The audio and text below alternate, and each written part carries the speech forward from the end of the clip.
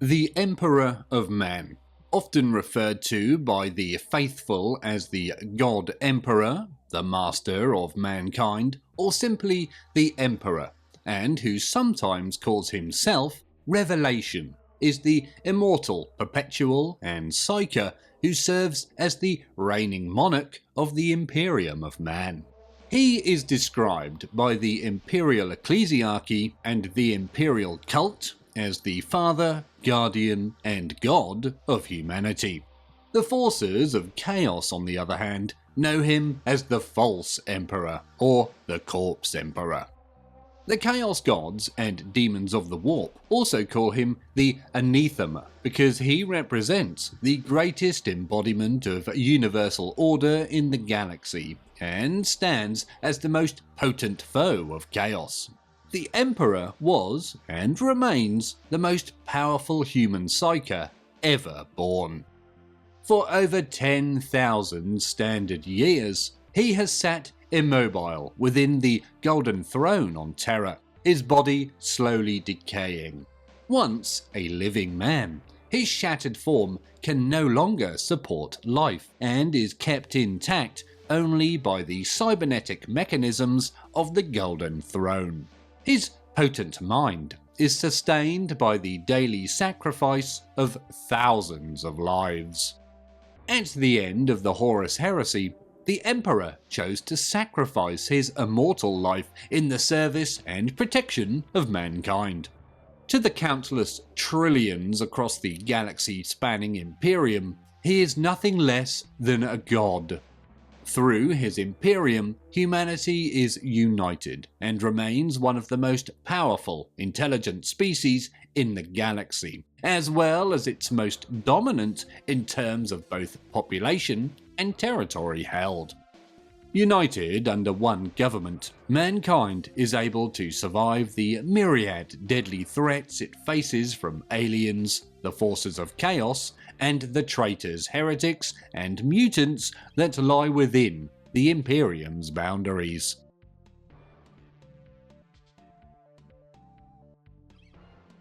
The Imperium's rule, carried out in the Emperor's name since the end of the Horus Heresy by the High Lords of Terra and numerous imperial organizations, has been long, oppressive, and necessarily harsh. This rule has led to technological and cultural stagnation, and a regression into tyranny, superstition, and religious intolerance that would have horrified the Emperor.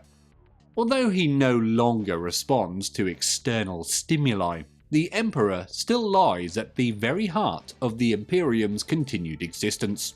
He cannot be directly involved in the day-to-day running of humanity's galactic government, yet his presence on the Golden Throne is vital. His powerful mind sustains the Imperium by maintaining and directing the Astronomican, the psychic beacon that enables faster than light warp travel. This beacon is crucial for Imperial shipping, transportation, commerce, and communication.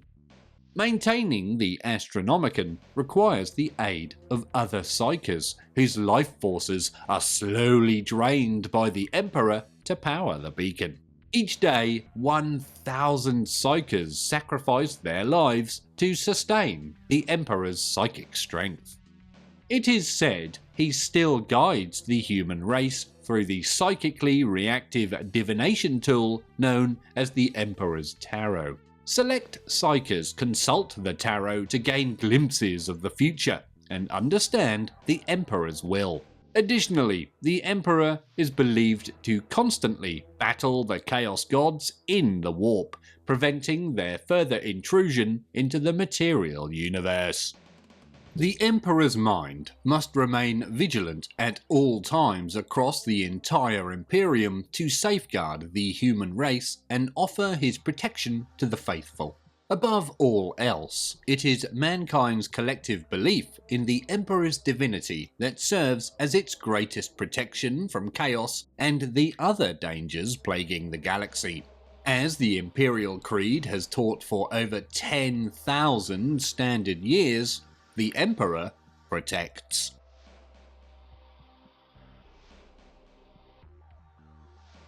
The Emperor, allegedly, is the collective reincarnation of all the shamans of Neolithic humanity's various peoples, the first human psykers. During the prehistoric times before even the Age of Terror, somewhere in ancient central Anatolia, which is modern-day Turkey, in the 8th millennium BC, the Emperor was born on Earth.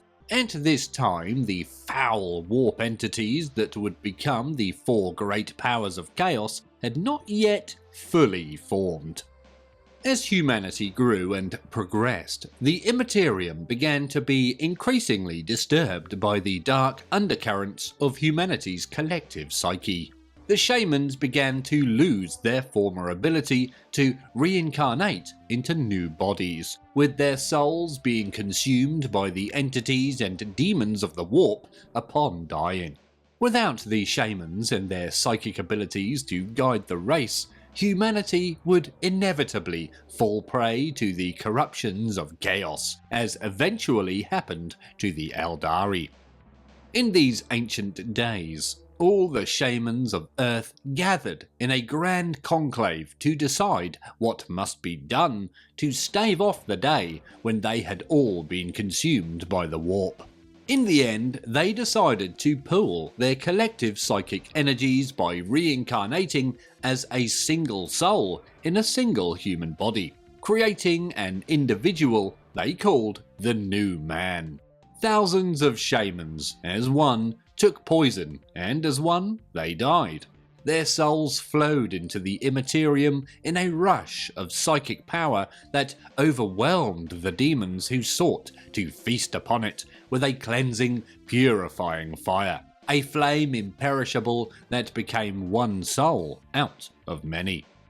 A standard year later, the child who would become the Emperor was born in a Neolithic settlement of Anatolian herders and farmers to normal parents with normal siblings. His psychic power was so great that its energies altered his genome and physiology in the womb, rendering him immortal. He no longer needed to reincarnate and could not be assaulted by the demonic creatures of the warp upon his death. As he grew older, his potent psychic powers began to manifest. For 38,000 Terran years, he wandered over the Earth and throughout human history. He travelled along the different peoples of mankind. Initially, he was only an observer of mankind's triumphs and follies. However, he soon began to help where he could, using his ancient wisdom to spread efficient government, crop management, animal husbandry, technology, and peace. He used his influence carefully, at first adopting only the guise of a normal man without revealing his true nature.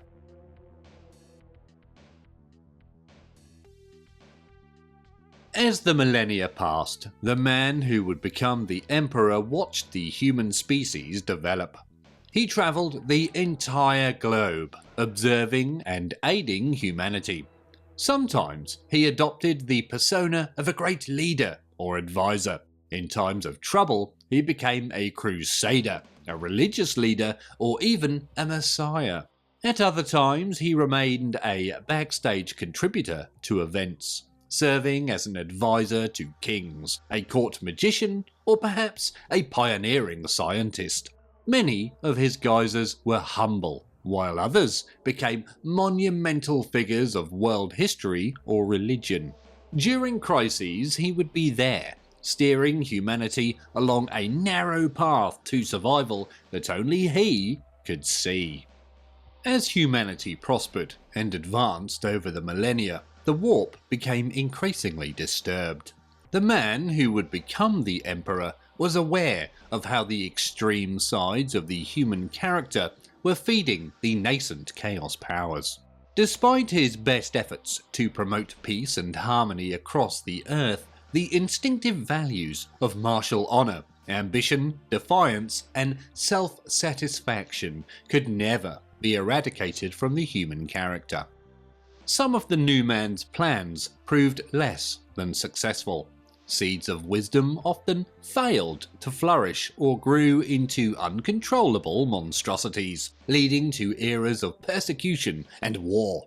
The Chaos Gods sensed the presence of the new man, who they would later name the Anathema, and recognized his efforts to curb their power and growth. Even before they became fully conscious in the warp, the ruinous powers recognized the man who would become the Emperor as their greatest enemy.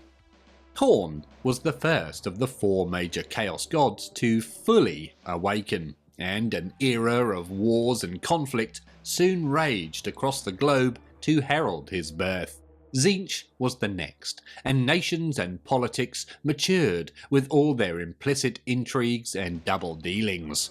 Nurgle was the third to awaken, and plagues swept across old Earth's continents, claiming many souls for the Lord of Decay. By the end of the European Middle Ages on Terra, all 3 of these Chaos Gods had awoken to full consciousness. The 4th god, Slaanesh, still slumbered, to be awakened by the follies of a different species, the Eldari. As the new man's psychic powers further developed, he became increasingly aware of the terrible dangers that awaited mankind in the broader universe. He resolved to do all in his power to defend and guide humanity towards a future as the dominant species in the galaxy. In the last centuries of the Dark Age of technology, more and more humans were born with the mutant Psyker genes that enabled them the ability to wield the potent power of the warp. Humanity suffered from the deadly effects of uncontrolled psykers, which heralded the onset of the Age of Strife. The Emperor realized that he would have to take a more direct and open role in human affairs than ever before. Following the birth of Slaanesh after the fall of the Eldari in the 30th millennium and the end of the warp storms that had prevented interstellar communications and travel from the Sol system, the Emperor determined that the time had come to directly steer the history of humanity once more, or see the human race ultimately go extinct due to the trouble of Old Night.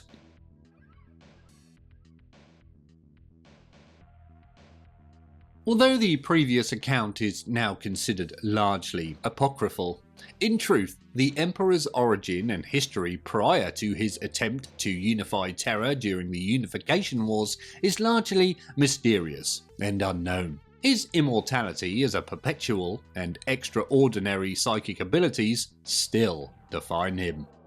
The first mention of the Emperor by that name in Imperial records is when he began the unification of Terra at the end of the Age of Strife in the late 29th millennium. Horus once mentioned that the Emperor lived in Anatolia in his own childhood, when describing his first meeting with the Emperor. It is known that he was born an immortal perpetual and was ancient even before his ascension to the Golden Throne over 10,000 years ago. The Emperor is the new man, the first and greatest of the new mutant subspecies of human psykers.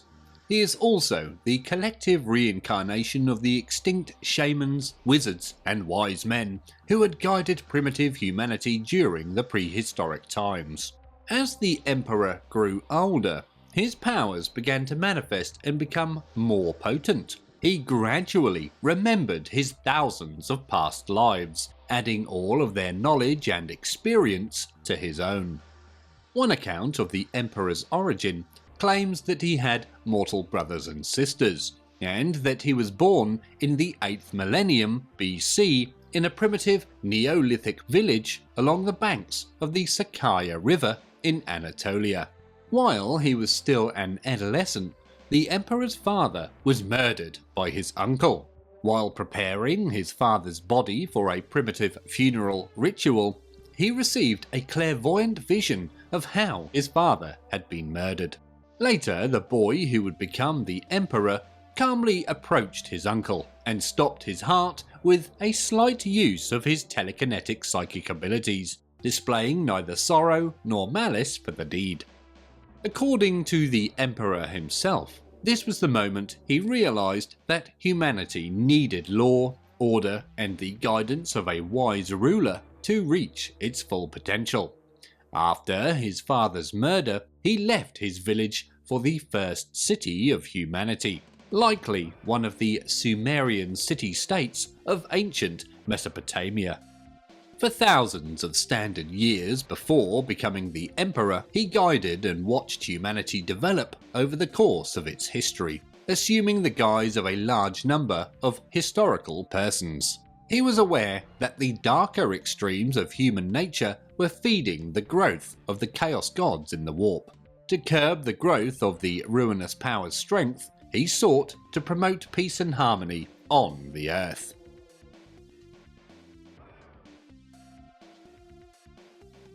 Whatever his true origins, the man who would become the Emperor was the most powerful Psyker ever born among humans. Before the Emperor began his rise to power, he was an anonymous perpetual, a member of a mutant branch of mankind gifted with effective immortality due to extremely rapid and efficient cellular regeneration.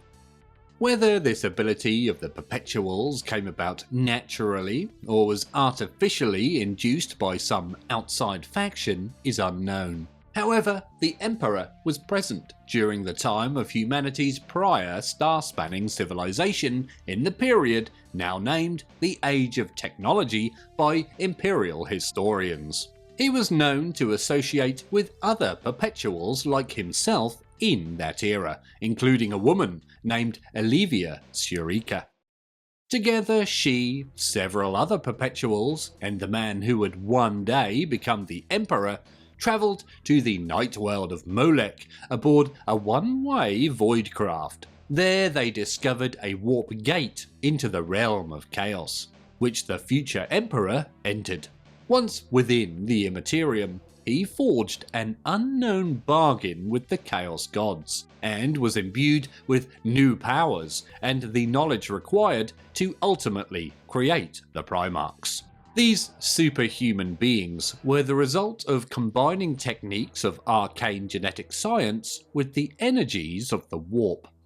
The Emperor left Surika behind to look after the Molech warp gate until such time as the world could be safely protected by the future Imperium of Man. Despite their willingness to strike a bargain with the Emperor early on, the Chaos Gods themselves later recognized him as their greatest enemy among all beings of the galaxy. Only at the Age of Strife did the Emperor emerge from obscurity to take a more direct hand in the future of humanity.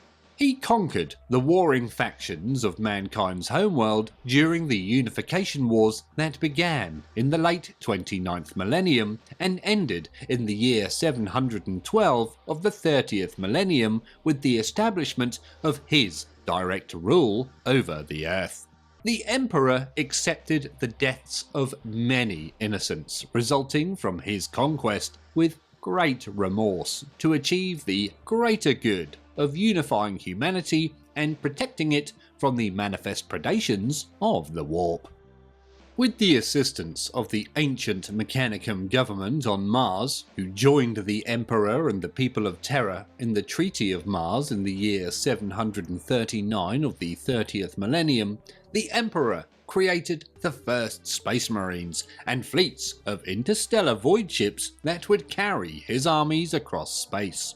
This event formally founded the Imperium of Man in the late 30th millennium.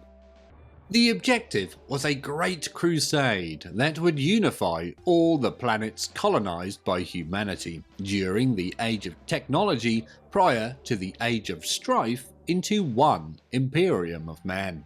The Crusade would also subdue, destroy, or force into exile all intelligent alien races of the Milky Way. The galaxy was to become the imperial domain, the manifest destiny of humanity.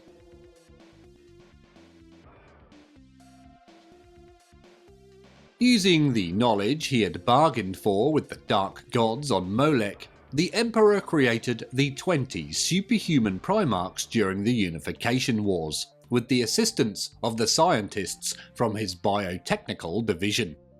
These Primarchs served as the genetic foundation for the Space Marines' gene seed, utilising his own DNA as the basis for their undifferentiated genomes.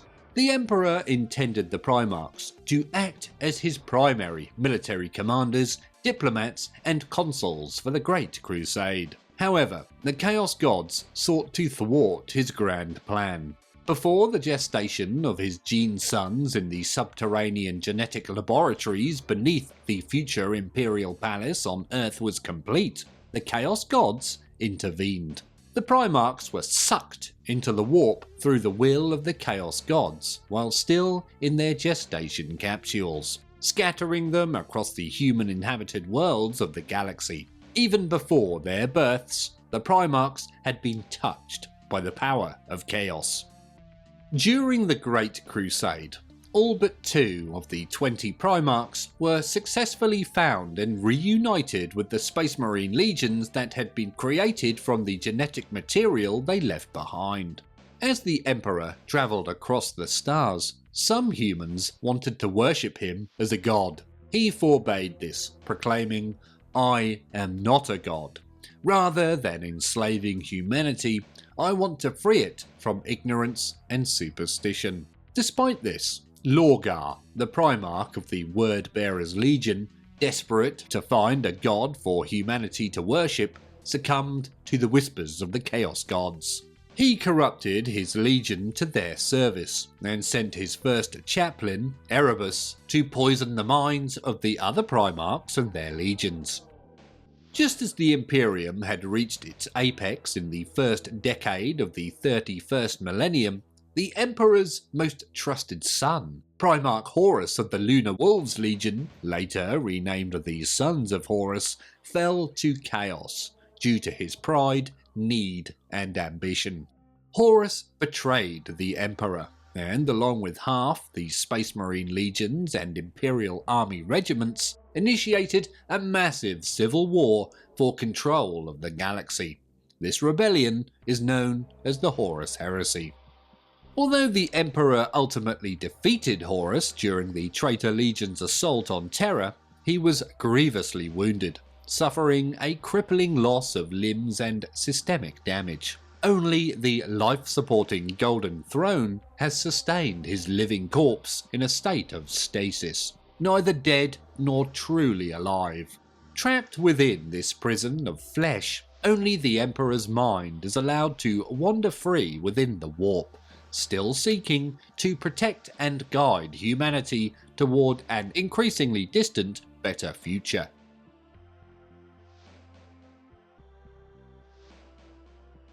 The man who would become known as the Emperor of Mankind first appears in Imperial records as one of the many warlords vying for control of Terra during the later part of the Age of Strife in the early 29th Millennium. With the aid of his great friend and collaborator, Malcador the Sigillite, the Emperor embarked on a series of military campaigns against the other techno-barbarian warlords on the planet. Campaigns that would collectively be known as the Unification Wars. During these conflicts, the Emperor employed several military formations, including the Geno 5-2 Chiliad, which would later serve in the Imperial Army. These units consisted of genetically enhanced warriors, designed to maximize his tactical prowess. The most powerful of these troops were the Proto-Astartes, known as the Thunder Warriors. The Thunder Warriors were the most potent of his creations, more deadly in combat than even the later Space Marines.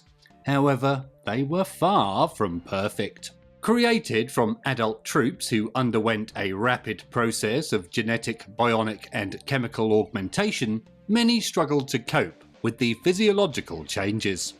Metabolic collapse, leading to rapid death, was not uncommon, and many Thunder Warriors were prone to mental instability and psychosis as they aged.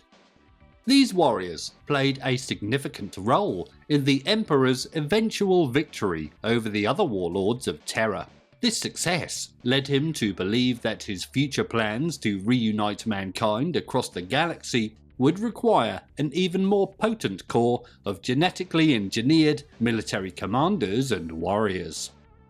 Following the Battle of Mount Ararat in the Kingdom of Urartu, said to be the last battle of the Unification Wars, the unity of Old Earth was finally achieved after centuries of bloodshed, loss, and fire. With this victory, Terra and its population were unified under the Emperor's rule. However, to realise his dream of reuniting all of humanity within a single galaxy-spanning empire, the Emperor knew he would have to make some difficult, even immoral, decisions.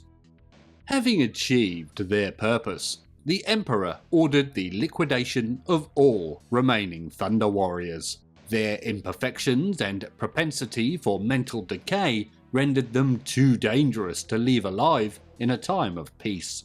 They needed to be removed to make way for their successors, the Primarchs and the Space Marines.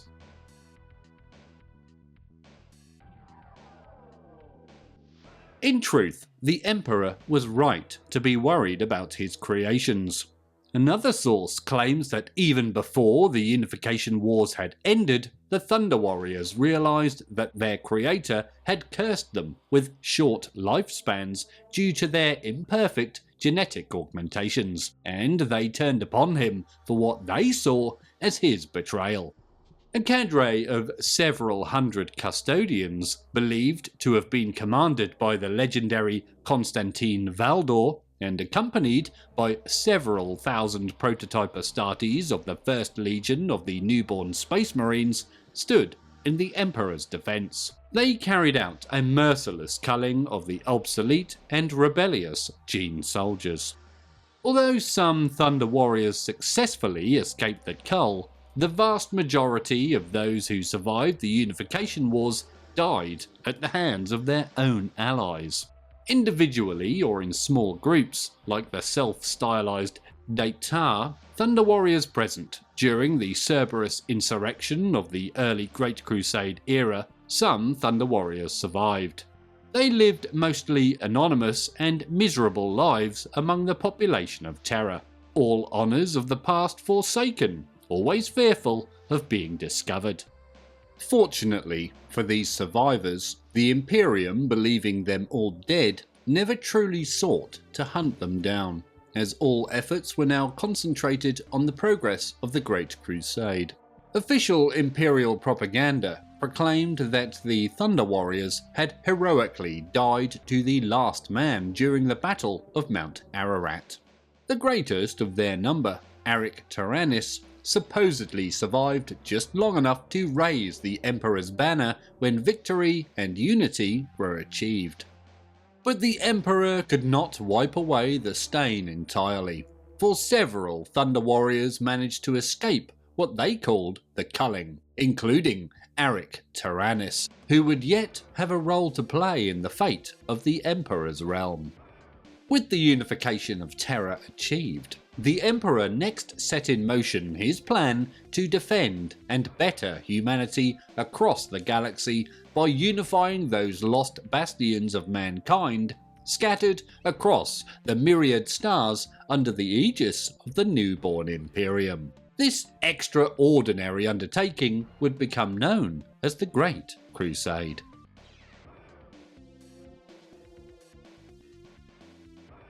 The Emperor prepared extensively for the Great Crusade in the years after unity was achieved on Earth, or Terra as it became known. He created the special Astropath core to link his eventual interstellar dominion together through the use of telepathy. He also engineered the creation of the Astronomican, a supremely powerful psychic navigational beacon powered by the Emperor's own will and psychic abilities. This beacon allowed for simplified and safer interstellar travel through the warp across far greater distances than ever before. Chief among his designs was the creation of a new legion of transhuman genetically engineered warriors. These were the logical extension of the gene troopers already under his command, although they would be far superior to the gene-enhanced troops of the Imperial army he had used during the Unification Wars. The Emperor first undertook the Primarch project, creating 20 superhuman infants whose genomes had been designed using his own genetic code as the foundation. These infants were intended to mature into powerful generals and statesmen for his armies. The Primarchs would be beings of such great mental and physical superiority that nothing merely human could stand against them. To enhance the Primarchs beyond the capabilities of genetic engineering, the Emperor drew upon the powers of the warp he had learned at Molech. This enhancement imbued his creations with nearly godlike levels of charisma and capability, but also unintentionally made them susceptible to corruption by the entities of the warp. However, this plan went awry due to the intervention of the ruinous powers, who feared that the Emperor's designs to unite and improve humanity might succeed just too well, vastly increasing the hold of order over the universe and diminishing their own strength. It is for this reason that all of demonkind refers to the Emperor as the anathema, the embodiment of the metaphysical opposition to chaos. While accounts vary as to exactly what happened, the end of the tale is always the same. The Primarchs were cast into the warp in their gestation chambers from beneath the Himalayan mountains in the Emperor's gene labs, despite the multiple psychic wards the Emperor had laid down upon the laboratory and thought lost.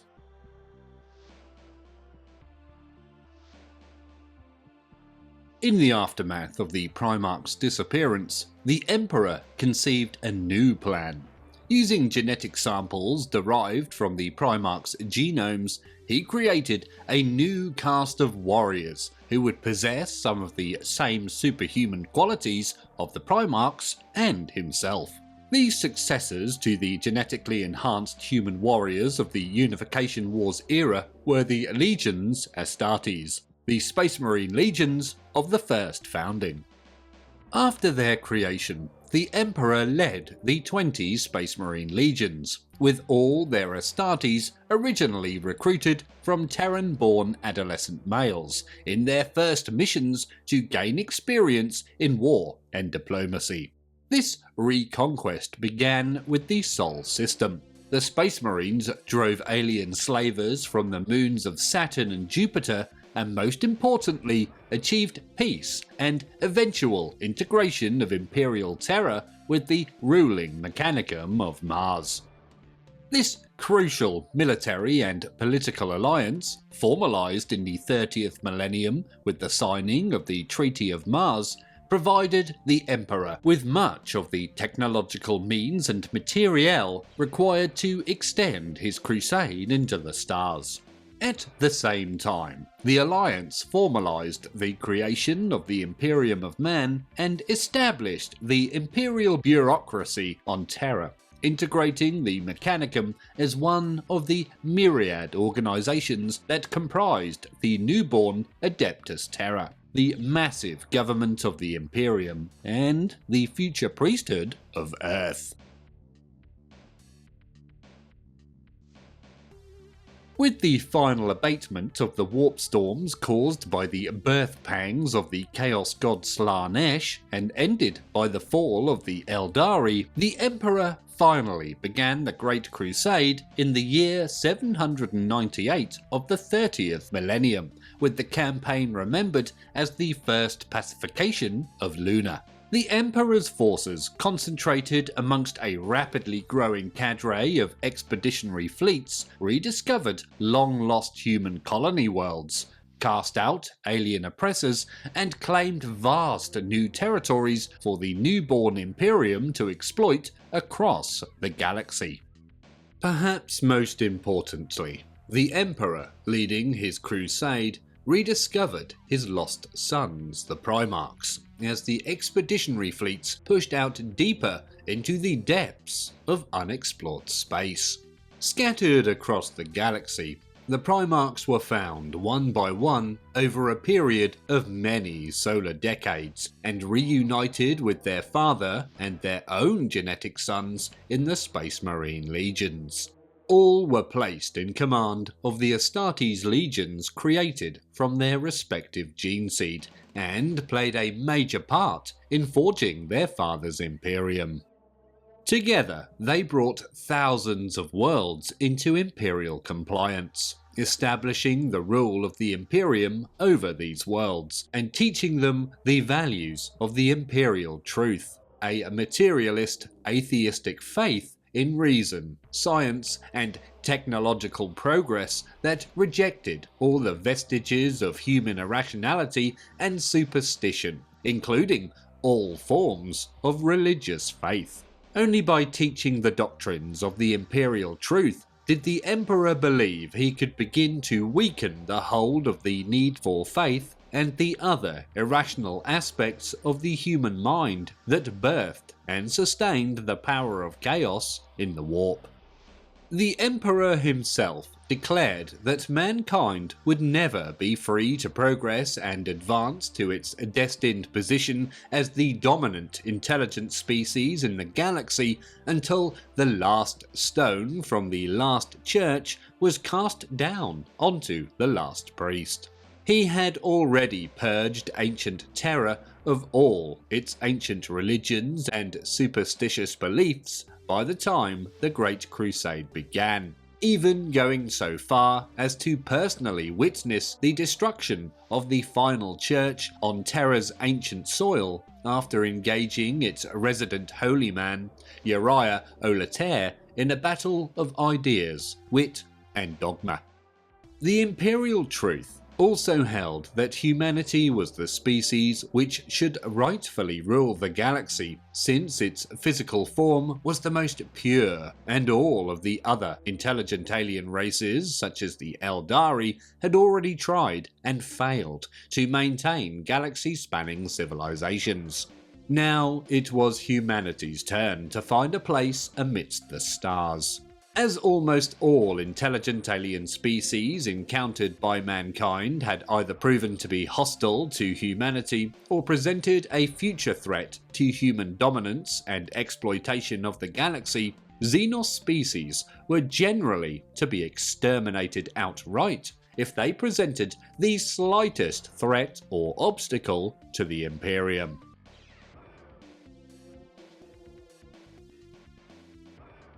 The Emperor believed the imperial truth needed to be brought to all the worlds of humanity, peacefully at first, but imposed by war if necessary. He believed that true unity was the only way for humanity to survive and prosper in the face of a hostile universe. If this required the unfortunate use of force against those who refused to understand this necessity, then so be it.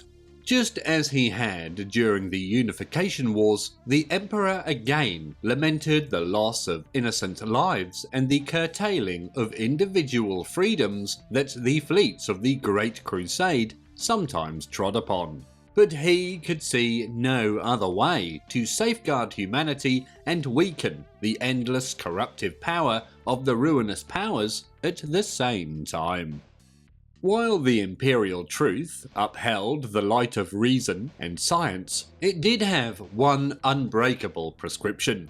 Men must never develop machines capable of true thought, what scientists had once called artificial intelligence. The Emperor remembered that it was the Great War fought by humanity against the thinking machines known as the Men of Iron that had helped to destroy mankind's last united interstellar civilization at the end of the Dark Age of technology, and he had no desire to see the human race repeat its past mistakes. As such, when the expeditionary fleets of the Great Crusade encountered advanced human civilization in the dark of space that had developed artificial intelligences, these worlds' populations were simply exterminated outright as potential dangers to the entire newborn Imperium.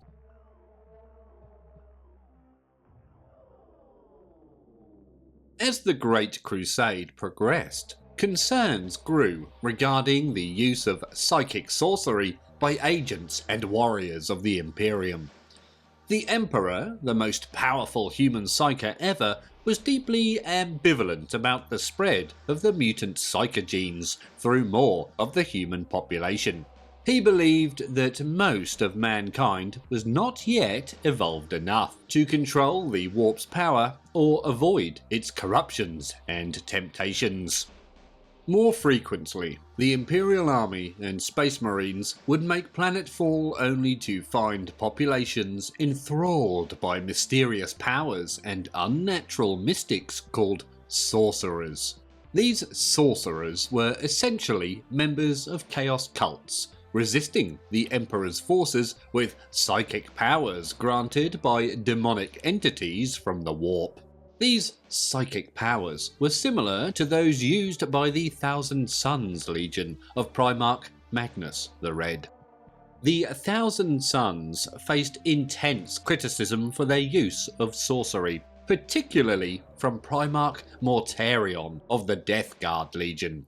Mortarion had personal experience with sorcerers on his homeworld of Barbarous and understood the dangers of anything spawned from the warp. Leman Russ of the Space Wolves Legion also found the use of sorcery distasteful, believing that any battle fought through deceit or trickery rather than straightforward physical combat was dishonourable.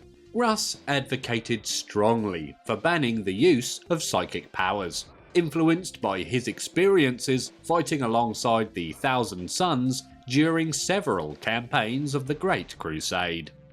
The schism over the use of psychic abilities grew so significant that it threatened the stability of the fledgling Imperium. To resolve the issue, the Emperor called for an imperial conclave. This conclave, held on the world of Nikaea, aimed to settle the matter once and for all. Both sides of the debate presented their views, with the Emperor as the arbiter in an ancient amphitheatre that seated tens of thousands. On one side of the debate were the witch hunters, such as the Sisters of Silence, who presented their case by reciting a litany of human suffering inflicted by sorcerers enslaved by chaos. They spoke of gibbering mutants who had lost their humanity, of cults, and of power-hungry individuals who had turned their psychic gifts to dark purposes. All present were acutely aware of the damage done by uncontrolled and demon-possessed psykers during the early days of the Age of Strife.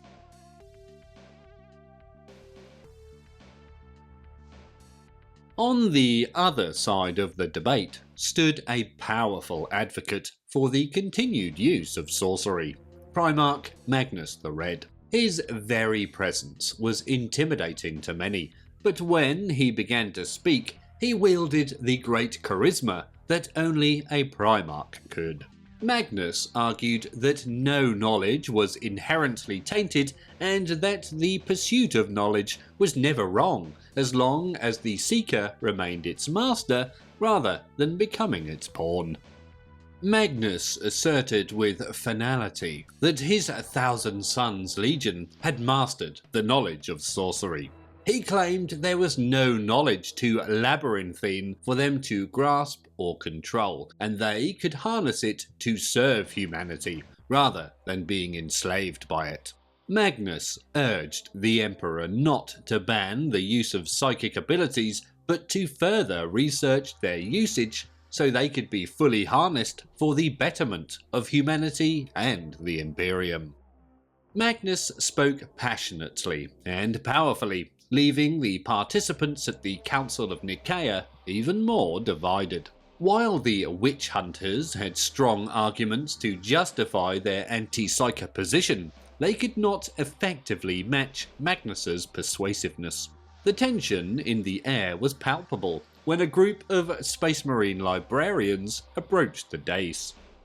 The Emperor acknowledged them with a nod, and silence fell over the assembly. Among the group were some of the greatest librarians of the Space Marine legions. They formed a semicircle around the dais, indicating that they spoke with one voice. It was a young librarian epistolary who stepped forward to speak for the group.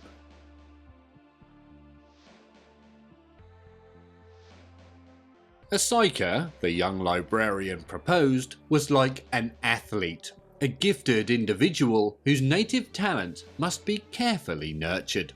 Psykers were not innately evil. Like any tool, they could be used for either good or evil purposes. Sorcery, however, was the knowledge of how to wield psychic powers, often sought or bargained for with the foul entities of the warp. No one could be truly sure who or what had benefited in such deals. The librarians proposed that all psykers be strictly educated by the Imperium, with the express purpose of using their abilities to serve mankind. This should become an immediate Imperial priority. However, the practice of sorcery would forever be outlawed as an unforgivable offence against humanity and the worst kind of heresy.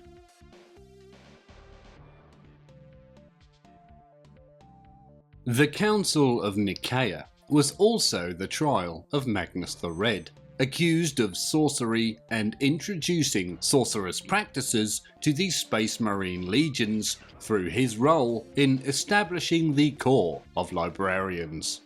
As evidence of Magnus's continued practice of sorcery became apparent, the Emperor barely contained his wrath as he pronounced judgment on the Primarch of the Thousand Suns. Years before, the Emperor had entrusted Magnus to obey his bidding and forswear the use of occult practices due to the inherent dangers of the warp. He had shared only with Magnus the true secrets of the warp, a knowledge privy only to them. But now it appeared that Magnus had disobeyed his edicts and dabbled in the occult and the forbidden black arts of psychic sorcery. This confrontation between father and son is recorded in the Grimoire Hereticus.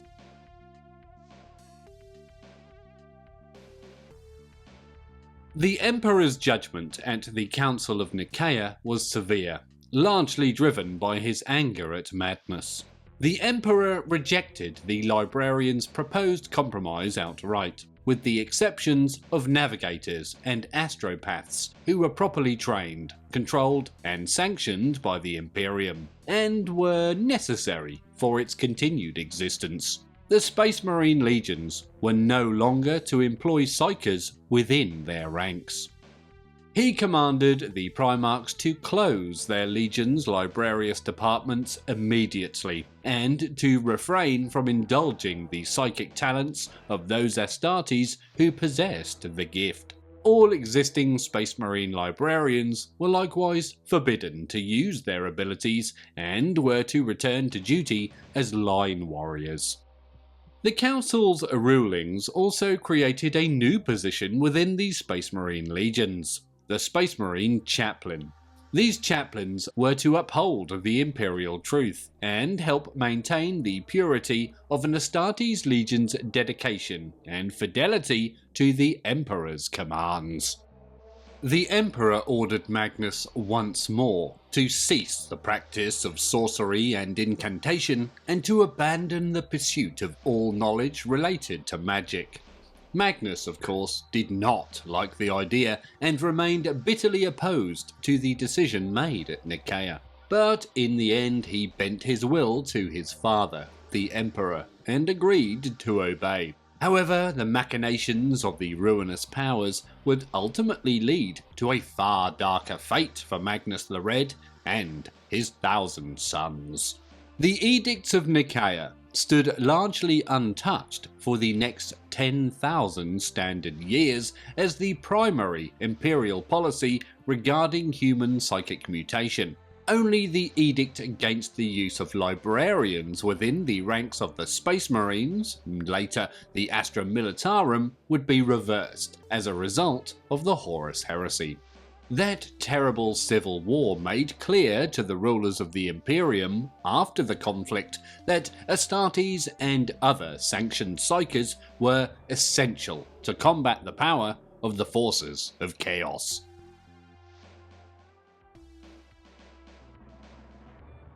Approximately 2 standard centuries into the Great Crusade, the Emperor decided to return to Terra to oversee a special project intended to cap his ambitions for humanity. This was the secret Webway project, in which the Emperor planned to employ the assistance of a special artifact from the Dark Age of technology, the Golden Throne, discovered on Terra beneath a huge and inhospitable desert on the continent of Asia. The Emperor planned to use the Golden Throne to enter and reshape the labyrinthine dimension of the Eldari Webway, transforming it into a direct and instantaneous transport network between all the worlds of the Imperium. This human portion of the Webway would recreate the vast network of warp gates that had once bound together the Old Ones and the Eldari's ancient interstellar empires. This network would enable humanity to advance at a more rapid rate, scientifically and economically, than at any other time in its history. The Webway was a far more efficient means of travel, and most importantly bypassed the predations of chaos within the warp. This constant hazard of death or spiritual corruption to human faster-than-light space travel would be eliminated. The ultimate objective of the Webway project was for the Emperor to completely sever humanity from the need for the warp in its entirety. This would deprive chaos of its power to corrupt and destroy, and weaken the psychic emanations that powered and sustained the chaos gods through the protective psychic wards that shrouded every Webway corridor. All these benefits would come as the Emperor guided his species within the protective embrace of the Webway in its evolution into a fully psychic race. This would assure its ascendancy on the galactic stage beyond what even the lost Eldari Empire had once managed to achieve, and unleash a golden age of human civilization unlike any before known. A human-dominated Webway would also truly unite the Imperium, preventing mankind from ever again being divided by time and great distance. However, this project would require all of the Emperor's considerable attention and had to be pursued in secret, lest the Eldari or other opponents of the project learn of it and seek to stop it before his efforts could come to fruition.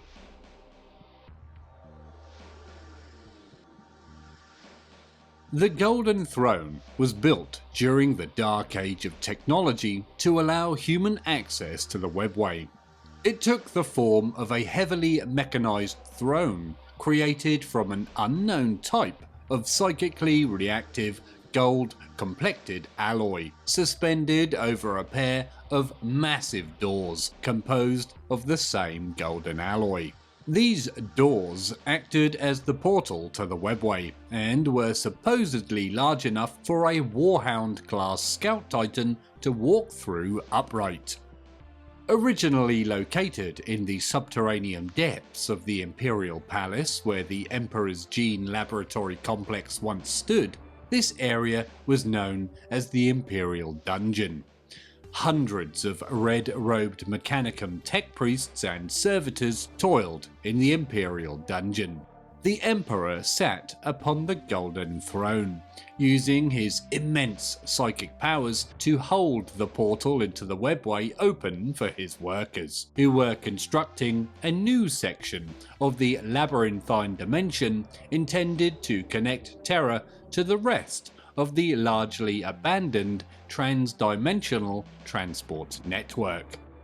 Because the Webway was constructed from a psychically resistant material meant to protect it from penetration by entities of the warp, and because humanity did not possess the technology required to replicate it, the Emperor had to personally shield the new human-built sections of the Webway from warp incursions. This necessity required him to remain on the Golden Throne continuously, which is why he was forced to leave the Great Crusade in the hands of his Primarchs and return to Terra to oversee the project personally.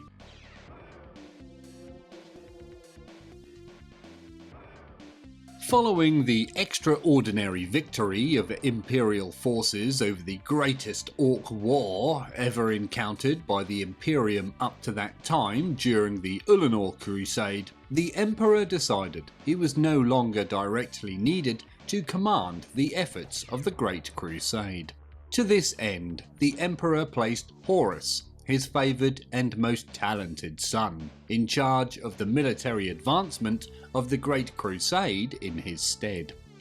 Horus was foremost among the Primarchs, and the first rediscovered by the Emperor on the dying world of Chthoniya, a planet so close to Terra that warp travel was not needed to reach it. Horus was the only Primarch to serve alongside his father for many solar decades in the Great Crusade, and was the most highly honoured of the Emperor's sons, the Primarch he most trusted and loved. The two had fought together at the forefront of the early Great Crusade.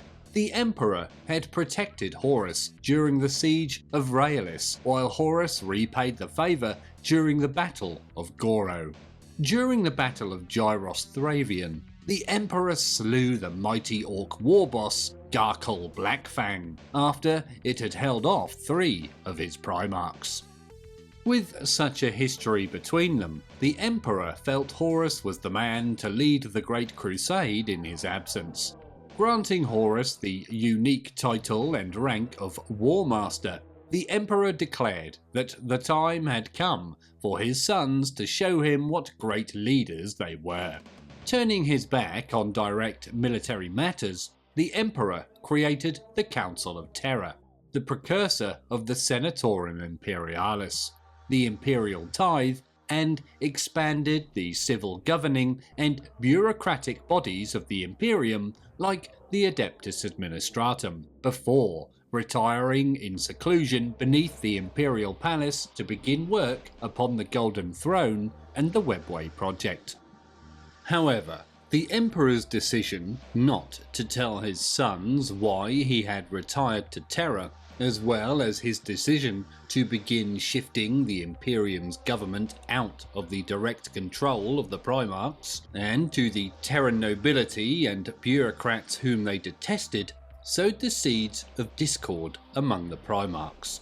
Disquiet also grew over the Emperor's decision to raise Horus above his brothers by naming him the Warmaster and thus their commanding officer.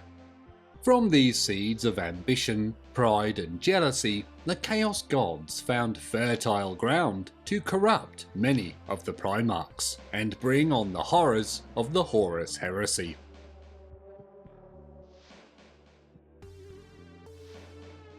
This turn of events did not please all of the Emperor's subjects, particularly several of his Primarch gene sons. In the final stages of the Great Crusade, the Emperor's most trusted son, Horus, succumbed to the temptations of chaos.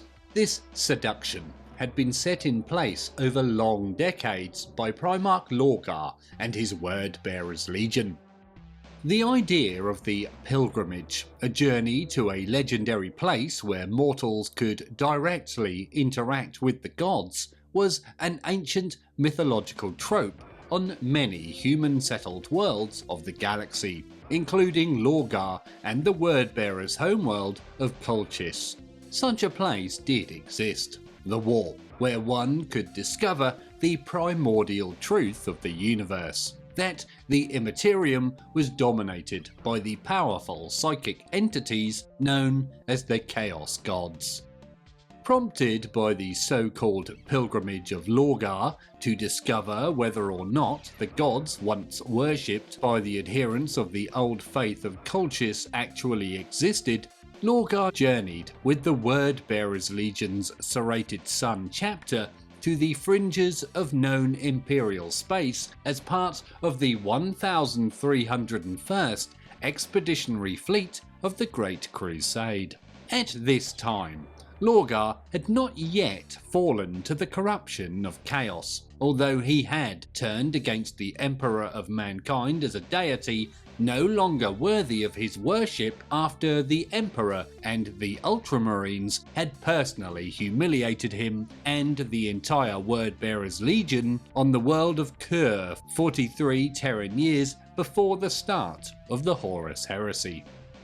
The Emperor had come to Kur personally with his regent Malkador the Sigillite, after ordering the Ultramarines to destroy the Kurian city of Monarchia, where the Emperor was worshipped as a god as a result of the teachings of the Word-Bearers.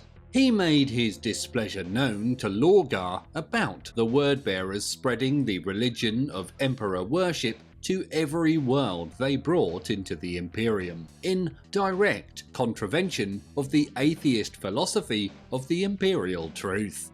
The Emperor forced the entire Legion to kneel against their will through the use of his psychic might, and then explained that they were the only Astartes Legion to have failed his purpose during the Great Crusade. After this humiliation, Lorgar, on the advice of his first captain Cor Phaeron and the Word-Bearers' first chaplain Erebus, both already corrupted by chaos, decided to undertake a pilgrimage to discover if the gods worshipped by the ancient old faith of Colchis were real and worthy of the Word-Bearers' faith and allegiance. Lorgar believed that the Emperor was wrong to condemn humanity's natural instinct to seek out the divine as an unworthy superstition, and intended to discover if there were truly deities worthy of mankind's respect. Although Lorgar no longer had any love or loyalty for the Emperor, he and his 17th Legion rejoined the Great Crusade, but did so only as a front for their pursuit of the pilgrimage. The Word-Bearers were also accompanied on this pilgrimage by 5 members of the Legio Custodes, who had been set by the Emperor to watch over everything the Word-Bearers did to prevent them from falling back into error. The Word-Bearers' pursuit of any scrap of information that could be found on the primordial truth, or the nature of the place where gods and mortals could mingle, ultimately led the 1301st Expeditionary Fleet to the Cadian system, near the largest warp storm in the universe, later known to the Imperium as the Eye of Terror.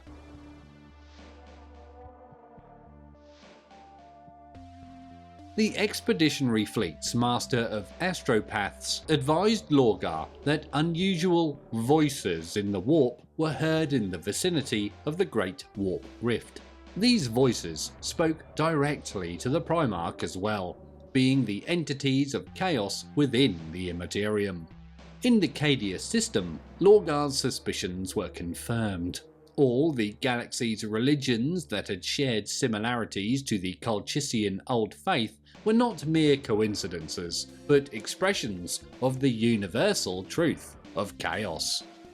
The decision was made to hold orbit over Cadia and for the 1301st Fleet's elements to make planetfall on the unknown world designated as 1301-12. The landing force, composed of Imperial Army, Word-Bearers, Legio Custodes, and Legio Cybernetica elements, was led by Lorgar. Upon arrival, they were greeted by barbaric human tribes, who despite being dressed in rags and wielding spears tipped by flint blades, showed little fear. Notably, the barbarians had purple eyes, reflecting the Eye of Terror's colour in the visible light spectrum. Despite the Custodian Vendatha's protests and request to execute the heathens, the word-bearers approached the natives. A strange woman emerged from the crowd, addressing the Primarch directly, calling him by name as Lorgar Aurelian, and welcoming him to Cadia.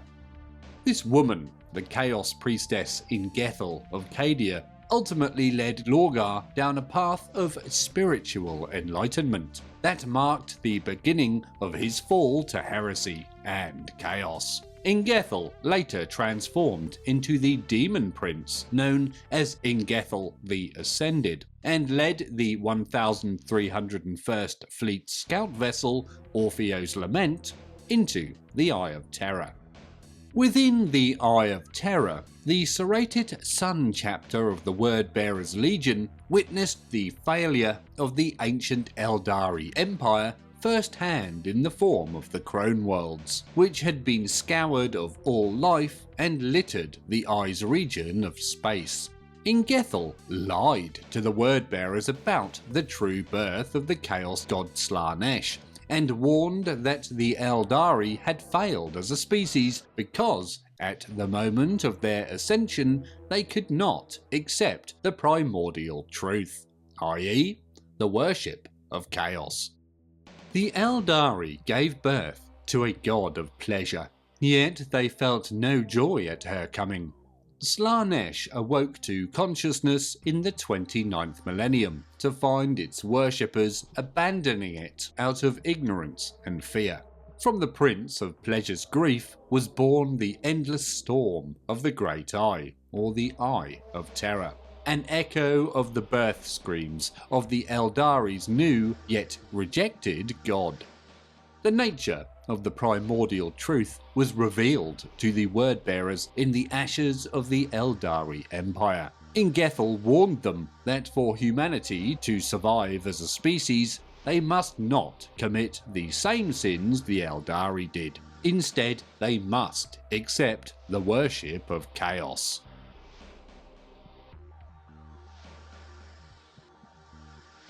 The surviving Space Marines of the Word-Bearers' Serrated Sun chapter eventually returned to Cadia and recounted to Lorgar all that had transpired within the Eye of Terror. They revealed the true nature of the place where mortals and gods could meet.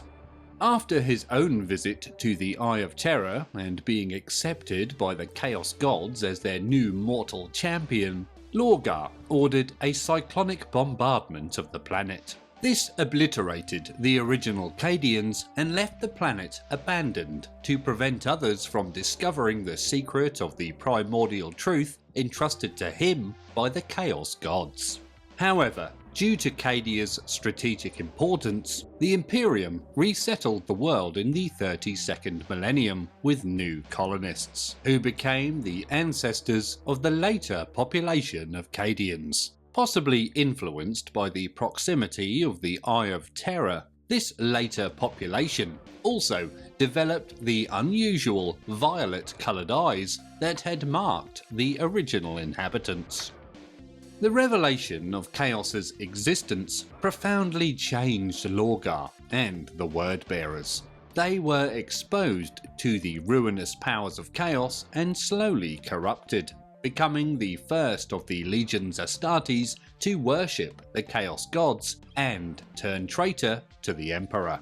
Lorgar and the Word-Bearers spent the remaining years of the Great Crusade attempting to enlighten humanity about the true spiritual nature of creation.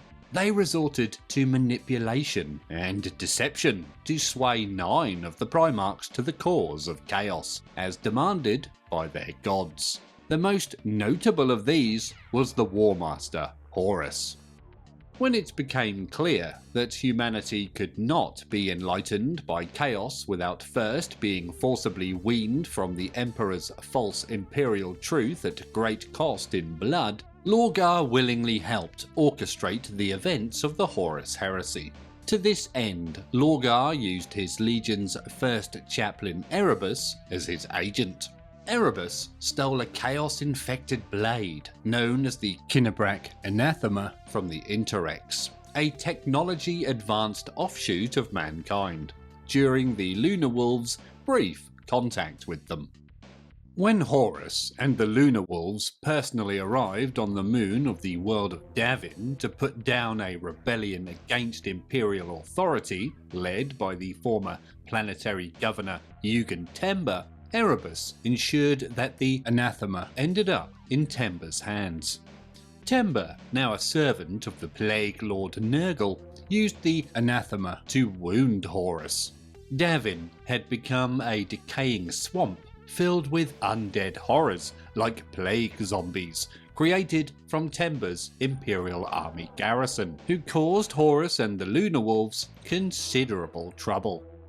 In a final confrontation on the bridge of his downed Imperial warship, Horus slew the Nurglite Temba, but not before the anathema bit deep into his flesh and delivered a toxin created by the Plague Lord.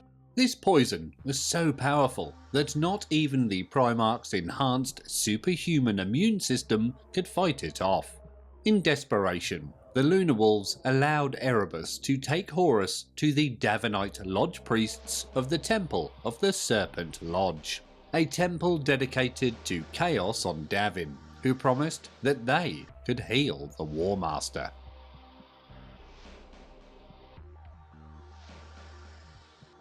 During his healing on Davin, the Warmaster's spirit was sent into the Immaterium to meet with the ruinous powers, with Erebus as his guide. The Chaos Gods exploited Horus's untapped wells of ambition and jealousy over his father's seeming abandonment. They showed him a vision that falsely revealed the Emperor's true purpose for leaving the Great Crusade and returning to Terra, an attempt to reach godhood, abandoning his sons and betraying the promise of the imperial truth to enlighten humanity and free it from the shackles of false gods and organized religion. Believing this vision of the future, which ironically was a result of his own betrayal, Horus saw it as his duty to save the Imperium from such a fate. He turned on his father, accepting the assistance of Chaos Undivided in exchange for leading a rebellion against the Emperor. Horus successfully corrupted half of the Space Marine legions to the service of Chaos. He then led them against the Emperor, plunging the fledgling Galactic Empire into a colossal civil war known as the Horus Heresy. This conflict lasted for 7 standard years, and began with the terrible betrayals of the Loyalist forces during the battles of Istvan III and Istvan V. The Horus Heresy became the most terrible conflict in human history, causing billions to perish as the traitor legions tore apart the empire they had helped to forge.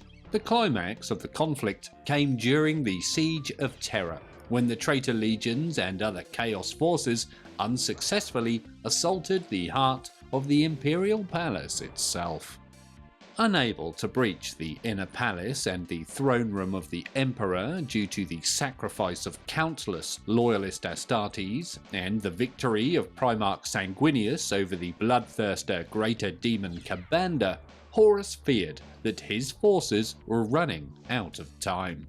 Loyalist reinforcements were moving to reach Terra and relieve their compatriots. In a desperate move to force a final confrontation that would decide the course of the war, Horus deliberately dropped the void shields surrounding his flagship, the Vengeful Spirit, which was in orbit above the Imperial throne world. Throughout the course of the Horus Heresy, the Emperor had been forced to remain on the mechanism of the Golden Throne. At the start of the heresy, Primarch Magnus the Red had violated the edicts of Nikaea by using sorcery to penetrate the psychic wards of the Imperial Palace and bring news of Horus's treachery directly to the Emperor. The Emperor refused to believe Magnus's warning about his favoured son, instead concluding that Magnus had been corrupted by chaos due to his decision to continue using sorcery in violation of imperial law.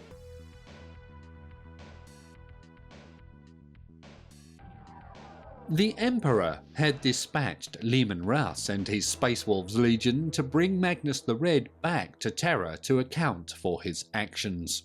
However, Horus tampered with the Emperor's orders, sending a message that enraged Leman Russ against his sorceress brother.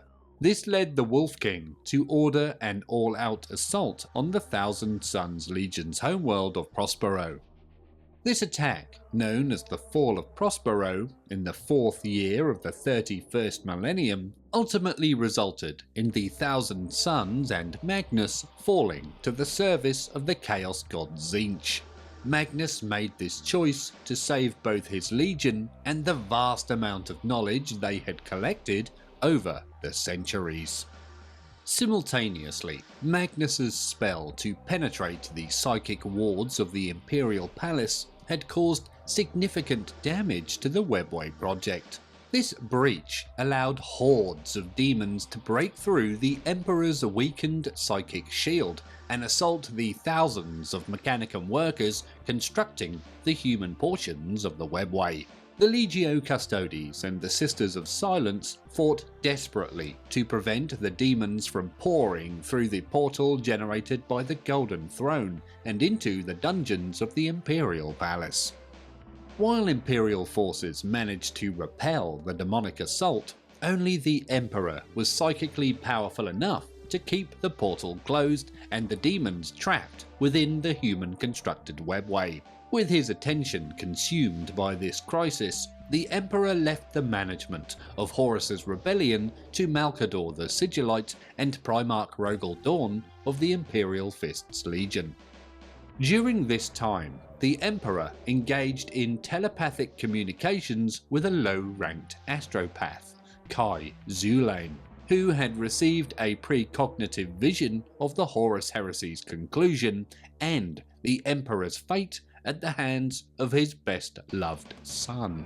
Through these communications, the Emperor revealed that he had already known of his ultimate fate and had come to accept it as the price of the failure of his ambitions for humanity. Later, Corvus Corax, the Primarch of the Raven Guard Legion, deeply distraught over the near annihilation of his legion during the drop site massacre on Istvan V, came to the Imperial Palace and demanded an audience with the Emperor. Diverting some of his attention from maintaining the psychic defences of Terra, the Emperor telepathically imbued the secrets of creating Astartes into Corax's mind. Corax then began rebuilding the Raven Guard, using these techniques to rapidly accelerate Astartes' development. However, his efforts were ultimately corrupted by the insidious actions of the Alpha Legion. As a result, the Raven Guard remained one of the so-called Shattered Legions throughout the rest of the heresy, and played little further part in its outcome.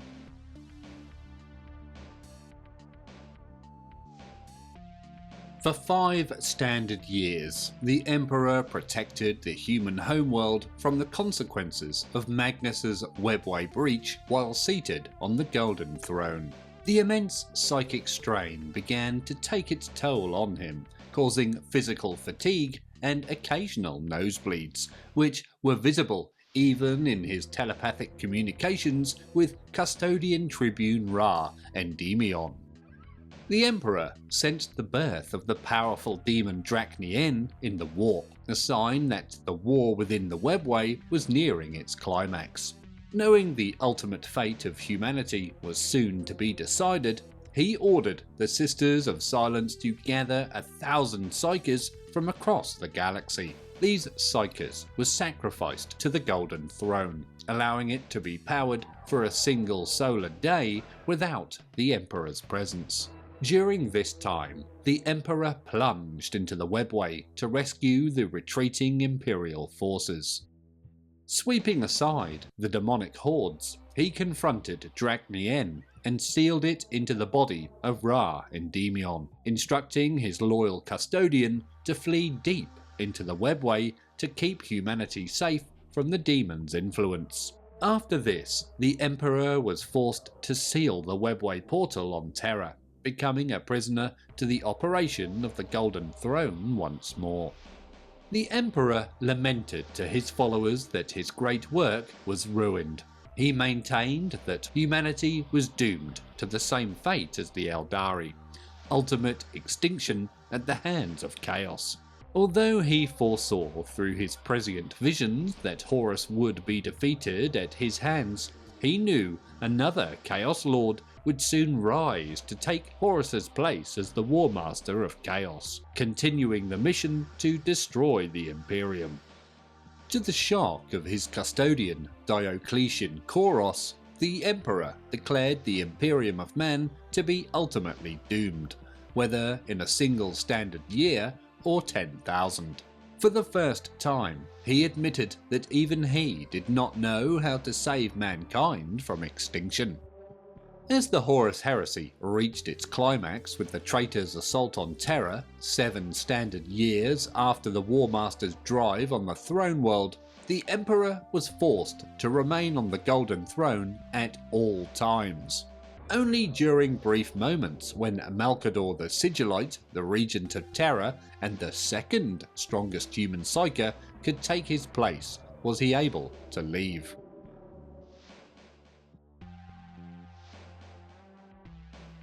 When the Emperor learned that Horus had lowered the void shields of his flagship, the Vengeful Spirit, during the final hours of the Siege of Terra, he understood that his treacherous son was extending an invitation to battle.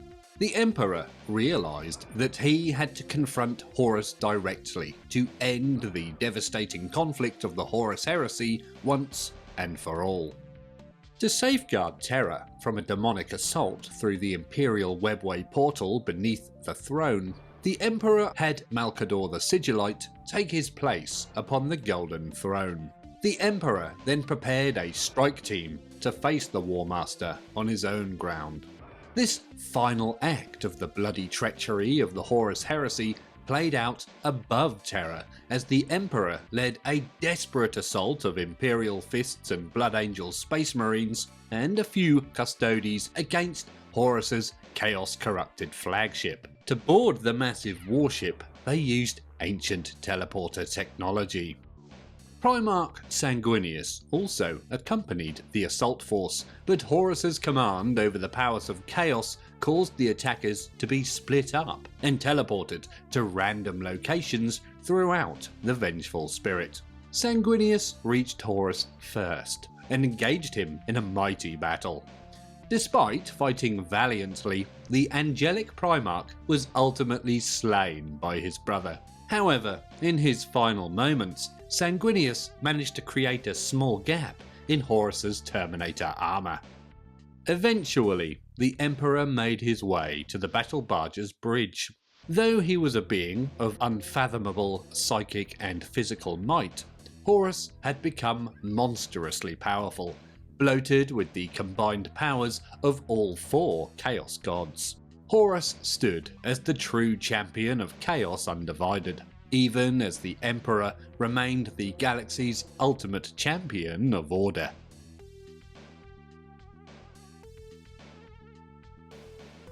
The two champions engaged in a tragic battle of father against son. Horus mortally wounded the Emperor, tearing off one of his arms and shattering his internal organs. The Emperor, still loving Horus, could not bring himself to use the full extent of his psychic abilities to destroy his son. At the critical point in the battle, a lone Legio Custodes warrior who had accompanied the Emperor managed to reach the battleship's bridge. Horus flayed him alive with but a look, using the potent powers of chaos sorcery that he now commanded. In that instant of pure cruelty and casual disregard for human life, the Emperor finally realized how far his favored son had fallen into the grip of the ruinous powers. He understood how humanity would suffer and ultimately be destroyed under Horus's rule. The sacrifice of the custodian bought the Emperor the time he needed. With iron resolve, he gathered the full strength of his mind and delivered a massive psychic attack through the chink in Horus's Terminator armor. This attack killed Horus almost instantly and obliterated his very soul from the warp, ensuring that the Chaos Gods could not resurrect their champion.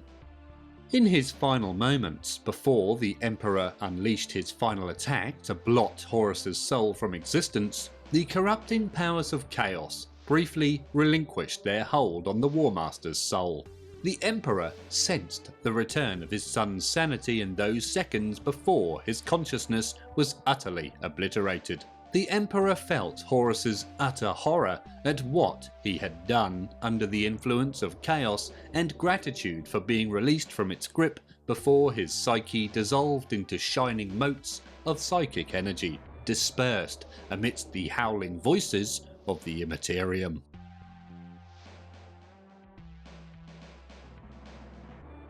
It was in this battered and bleeding state that the Emperor was found by Rogal Dorn, the Primarch of the Imperial Fists Legion, who had accompanied the assault force onto the Vengeful Spirit.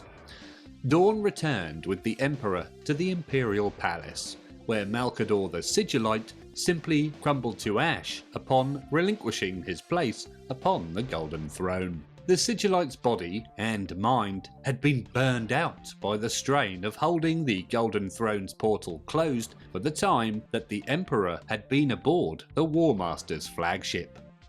The dying Emperor quickly dictated plans to Dorn for the modification of the Golden Throne into an arcane life support machine that would sustain his remaining cells in an undying state between life and true death for over 10,000 years. The Emperor was subsequently interred in this altered version of the Golden Throne. The throne's mechanisms would also allow the Emperor to maintain the beacon of the Astronomican and battle the influence of the Chaos Gods in the warp so long as his mind was empowered and sustained with the psychic energies of 1,000 psykers every day. This prevented a demonic incursion on Terra and helped to sustain mankind against Chaos's corruptive influence throughout the galaxy. His strength rapidly failing, the Emperor had only enough time to give his final brief instructions to Rogal Dorn before the Golden Throne's modifications were activated.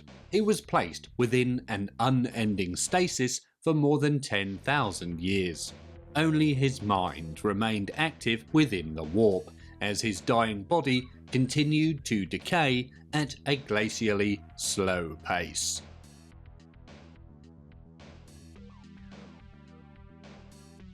As mentioned previously, the Emperor's shattered and mortally wounded body was discovered on the bridge of the Vengeful Spirit by the Primarch of the Imperial Fists Legion, Rogal Dorn. Following the Emperor's instructions, Dorn oversaw his internment within the Golden Throne, the arcane psychic amplification device modified at the Emperor's own direction to also sustain his mind and decaying body. The Imperial cult, after its establishment as the state religion of the Imperium in the 32nd millennium, later claimed that this internment within the Golden Throne had been necessary so that the Emperor could leave the physical plane behind and ascend once more to his proper place in the Imperium as the one true god of mankind after sacrificing himself to save humanity from the traitor Horus. The Emperor has remained on the Golden Throne since his ascension to this day, neither fully living nor wholly dead. Although the device was initially intended to be used as the nexus of the Emperor's secret project to utilize the Eldari Webway for the good of humanity, the Golden Throne also now functions as a complex life support device and psychic amplifier, projecting the Emperor's mind into the warp and across the galaxy. The Golden Throne itself lies in the Sanctum Imperialis, the great hall at the heart of the Imperial Palace, guarded by the companions of the Emperor, a special and highly elite bodyguard contingent of the Adeptus Custodes.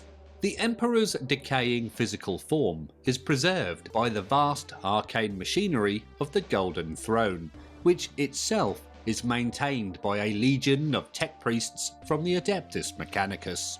His psychic essence is spread out across the whole of the galaxy through the warp, watching over as much of humanity as he can manage in his current depleted state to keep the ruinous powers at bay. The Golden Throne is also connected to a massive psychic beacon known as the Astronomican, which makes faster than light travel possible for Imperial starships outfitted with a warp drive, by generating a telepathic signal by which the specialised mutant psykers known as navigators are able to navigate through warp space. The Astronomican signal is originated and directed by the Emperor's mind, but is amplified and powered by a choir of 10,000 human psykers. These individuals are selected for their psychic prowess and their ability to control their power, and are put to the task only after undergoing a rigorous process that includes their soul binding to the Emperor to strengthen their minds against possession by demonic entities. The life force of these psykers is consumed over the course of several months, with 1,000 of them dying every day. This means that replacements must constantly be found and brought to Terra aboard the infamous black ships of the Adeptus Astra Telepathica, the Imperial organization responsible for regulating humans who possess the psychic mutation. The selected psykers are, for the most part, indoctrinated to accept their fate as their sacred duty for the Imperium. They are too dangerous to those around them to be allowed to live, and the sacrifice of their life is the greatest good that they can do in the service of the God Emperor. Those who prove less willing to give themselves to the glorious cause of mankind are sedated, and their psychic life force is fed to the power collection mechanism of the Golden Throne regardless. The Imperium must survive, regardless of the daily cost in lives.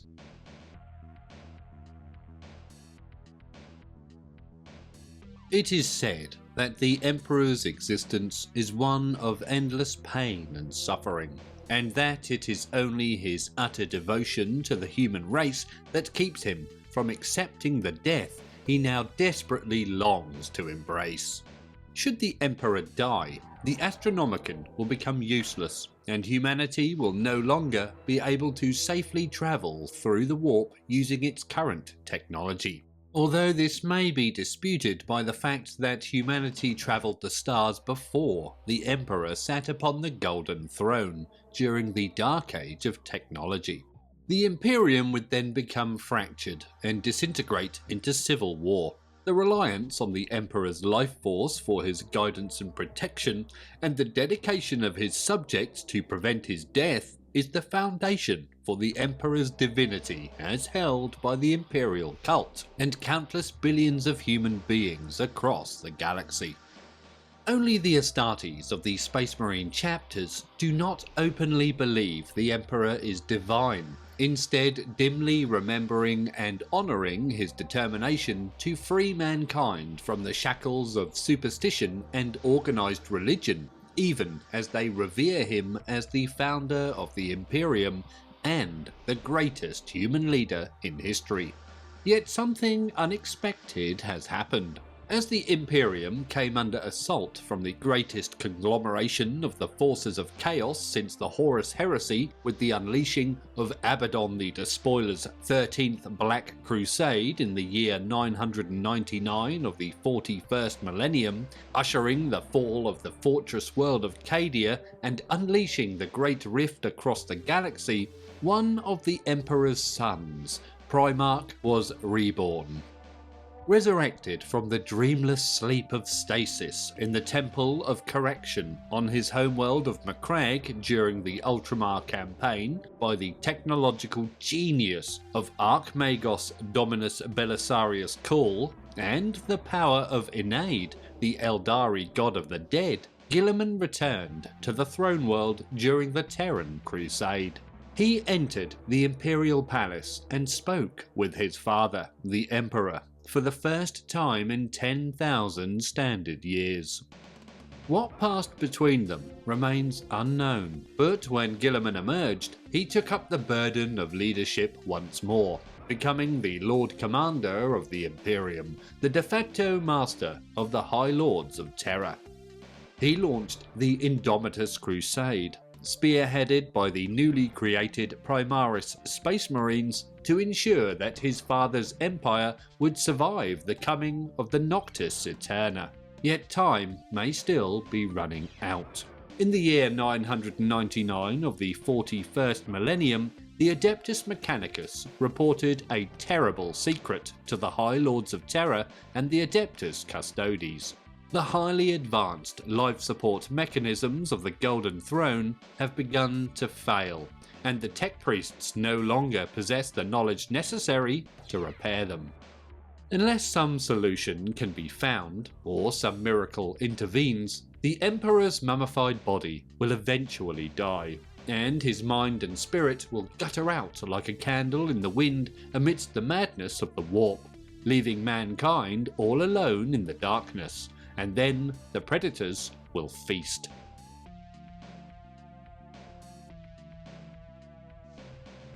In an ironic twist of fate for a man who fought throughout his life to move mankind away from superstition and religious faith, the Emperor of Mankind was already being worshipped as a living deity before the start of the Horus Heresy.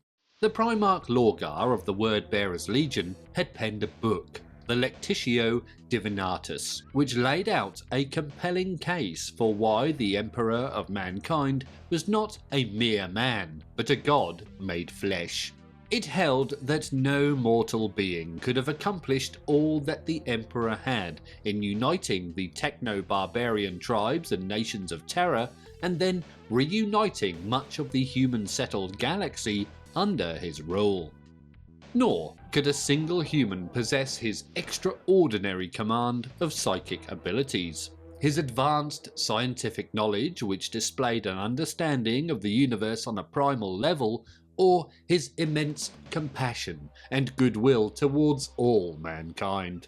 The argument proved persuasive, and before the Great Crusade had even ended, a number of different cults dedicated to Emperor worship had already sprung up, using the Lectitio Divinatus as their sacred book, and often adopting the name of the tome for the name of their faith.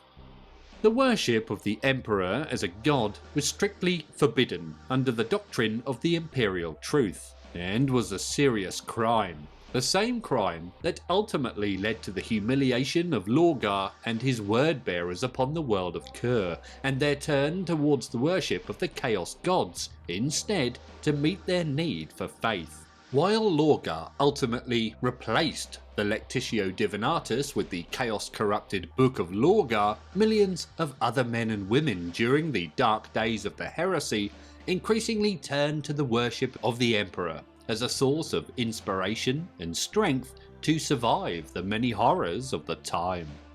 The demonstrated power that devout worship of the Emperor gave to his followers to protect themselves and others from the demonic entities of the warp only furthered the spread of this new religion. Among the people of the Imperium, only the Space Marines of the Adeptus Astartes, who dimly remember the truth of the man from whom they are descended, do not worship the Emperor as a god.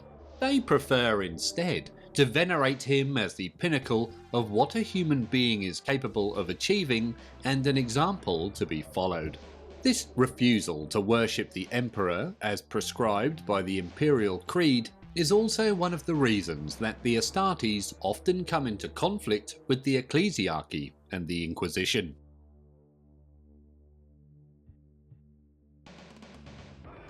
At the end of the Horus Heresy, the Emperor's shattered form was interred within the cybernetic mechanisms of the Golden Throne. This allowed his mind to maintain a physical anchor in the material universe while extending throughout the warp, eventually encompassing nearly the entire territory of the Imperium of Man. As the centuries passed, the worship of the Emperor spread further. By the 32nd millennium, the once small cults of Emperor worshippers had amalgamated into the Imperial cult. This massive interstellar cult, known as the Ecclesiarchy, or more formally as the Adeptus Ministorum, was accepted by the High Lords of Terror as the state religion of the Imperium. The Emperor of Mankind was now truly more than a secular ruler. He was the God Emperor, the one true God of all humanity. His will was interpreted and executed by the High Lords of Terror of the Senatorum Imperialis.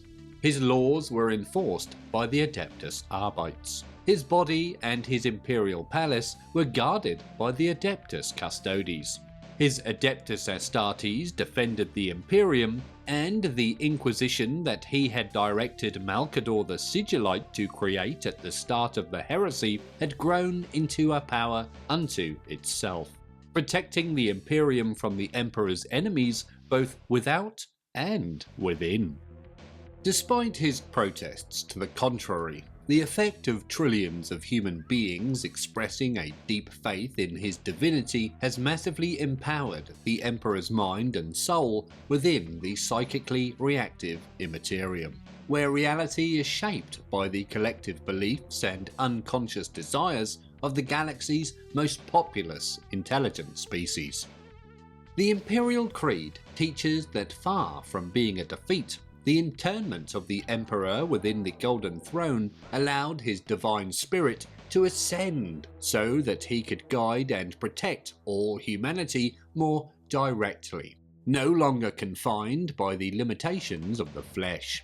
It is for this reason that the skull has become so prevalent in imperial iconography and architecture, as a symbol of the Emperor's sacrifice of his own life for the sake of his people. Whatever he may have been before the Horus Heresy, the Emperor now truly is a god within the warp, equal in power to any one of the four major Chaos gods, and very likely as powerful as all four of them combined, as he has become perhaps the strongest spiritual force for order in the galaxy.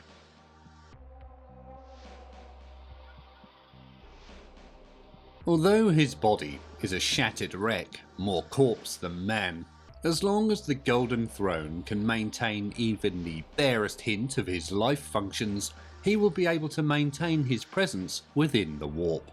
This presence is crucial for guiding and directing the psychic beacon known as the Astronomican, which is vital to the Imperium's commerce, defense, and communications. His mind, projected and amplified in the Immaterium by the arcane mechanisms of the Golden Throne, must claim the life energies of 1,000 human psykers a day to empower the beacon. Despite his decayed condition, the Emperor can still cryptically communicate his wishes to select psykers through the arcane medium of the Emperor's Tarot. He can also communicate through direct dreams and visions to select non-psychic human beings whose faith in him is strong enough to forge the necessary link. The Emperor can provide psychic protections against the powers of chaos and its demons through the connection of faith, and may be able to influence the physical universe in other unexpected ways.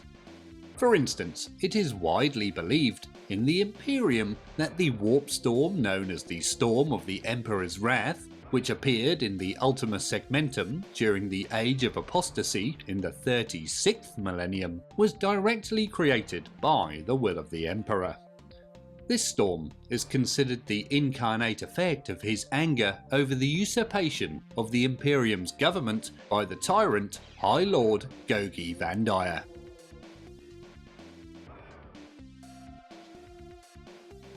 It is believed that the Emperor's might within the warp directly holds the power of chaos at bay. Were the Emperor to be absent from the Imperium, chaos would break through the physical boundaries of the universe, transforming the entire galaxy into a realm of insanity and horror, very much like the Eye of Terror. Within his throne room in the Imperial Palace, the Sanctum Imperialis, the Emperor possesses the power to directly manipulate reality, including the ability to slow or even stop the arrow of time outright. Yet, the God Emperor is a tormented soul. Unable to interact more directly with his worshippers, he is horrified by what his Imperium has become over the last 10,000 years in the wake of the terrible wounds inflicted by the heresy and the ongoing threats to humanity from chaos, xenos, mutants, and the traitors within. The age of the Imperium has not delivered the golden age of mankind that the Emperor had hoped would result from all his efforts. Instead, the Imperium has delivered stability, but at the cost of technological stagnation, intellectual regression, political repression, constant exploitation of the many by the few, rabid xenophobia, and often savage religious intolerance. All the evils of humanity that the Emperor had hoped to bring to an end have only proliferated during the 10,000 years that the Imperium has ruled the human race in his name. Yet the Emperor endures in his endless pain, knowing that his death would cripple the Imperium and deny humanity both the limited guidance he can still offer and the protection he provides against chaos. The Emperor fears that without him, humanity will not survive. For this reason, despite all of its imperfections, he allows the Imperium to endure in its degraded state. On rare occasions, the Emperor works through his chosen servants to make the lot of humanity a little better. He fans the embers of hope among mankind as the time of ending draws nigh, and the Golden Throne's mechanisms wind down like a broken watch.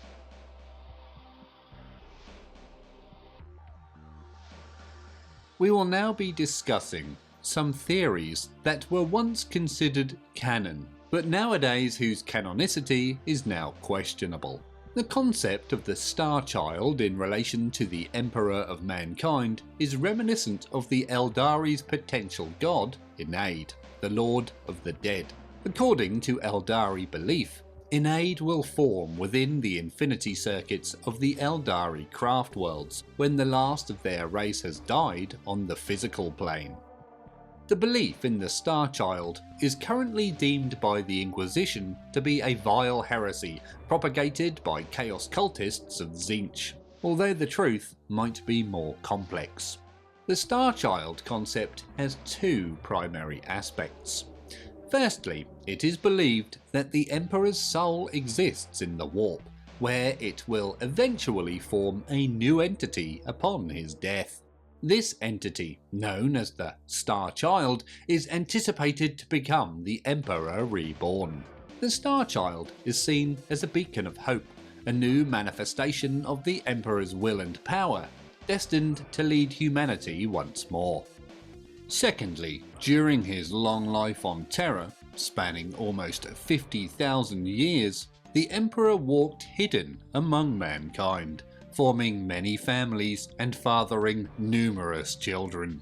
His descendants are divided into two categories. The male descendants have inherited direct portions of the Emperor's genome, granting them immortality like their father. However, unlike the Emperor, they are sterile. These male descendants are psychic blanks or nulls, possessing no presence in the warp. This means they are undetectable by psychic means and are immune to psychic or sorceress powers.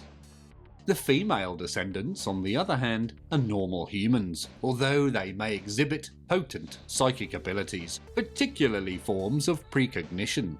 Despite their abilities, they do not share the Emperor's immortality or his status as a blank. The concept of the Star Child and the Emperor's descendants suggests a complex legacy left by the Emperor, blending elements of genetic inheritance and metaphysical potential. While the Inquisition labels this belief as heresy, it hints at a deeper narrative of hope and continuity amidst the grim darkness of the far future.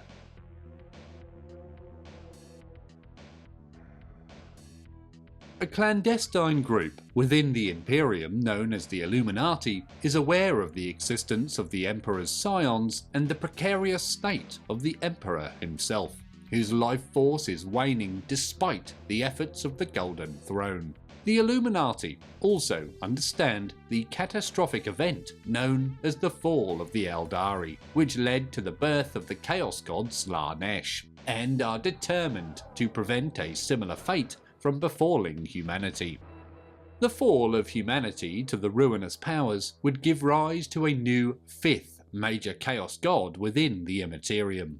This event would trigger a cataclysmic intrusion of the warp into real space, lasting for millennia and enveloping the entire galaxy in massive warp storms, reminiscent of the Age of Strife. The Illuminati are a group of exceedingly rare individuals who have survived and conquered demonic possession through sheer willpower. They seek out the Emperor's descendants, revealing their true heritage to them. With this revelation, the biological sons of the Emperor, known as the Sensei, come into the fold. The Sensei, once enlightened about their lineage, become central to the Illuminati's plans. The Illuminati gather the Sensei, protect them from the Inquisition, and prepare them for a grand purpose: the rebirth of the Emperor. Their ultimate plan involves sacrificing the Sensei to the Emperor at the moment his body finally fails on the Golden Throne. This sacrificial act would renew the Emperor's life force, allowing him to be reborn and regenerated as the Sensei Emperor. Thus revitalized, the Emperor would step forth once more from the Golden Throne to lead humanity.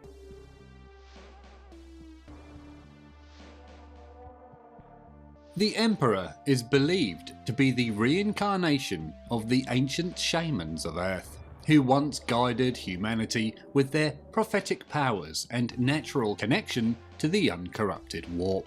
According to the Illuminati, when Horus mortally wounded the Emperor during their final battle aboard the Vengeful Spirit, the Emperor's body and soul could no longer remain united.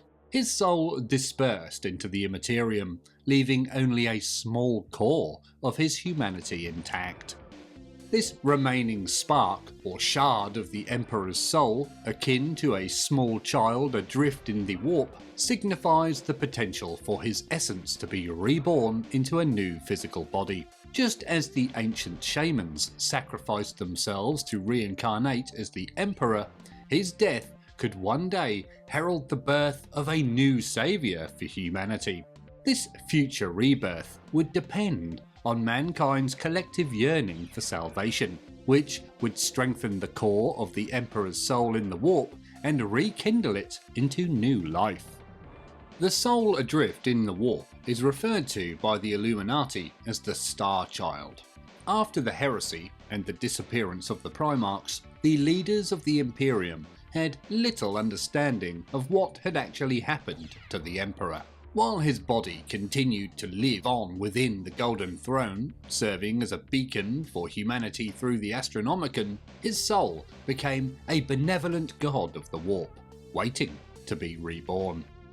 Some Illuminati believe that the Star Child represents the pure compassion of the Emperor's soul, which he thrust from himself to muster the determination needed to destroy his most beloved Primarch and gene-son, the Warmaster Horus.